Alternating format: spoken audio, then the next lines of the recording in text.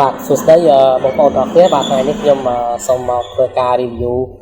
ផ្ទះដែលខ្ញុំកំពុងតែសាងសង់បាទចិត្តហើយបាន 90% ផ្ទះនេះគឺជាប្រភេទផ្ទះដែលមាន2ជាន់ហើយជាបន្ទប់ជួលបាទហើយទាំងអស់គឺមាន6 10ប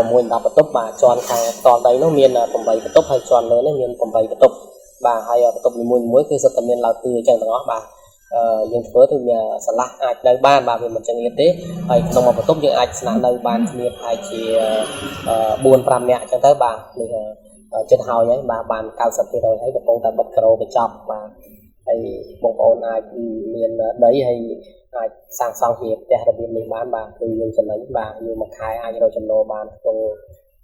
1000ទៅ1500ទៅ2000តាមទីតាំងដែលយើងជួលបានថោកបានថ្លៃបងប្អូនបាទនេះបាទស្អាតបាទធ្វើរួចរាល់ស្អាតដល់តម្លៃសមរម្យបាទមិនថ្លៃពេកទេបាទមកយើងអាចទទួលយកបានបាទបងប្អូនចង់ដល់តម្លៃអាចឆាតចូលពេកឬក៏តំណែងខ្ញុំផ្ទាល់ក៏បានដែរបាទគុណច្រើន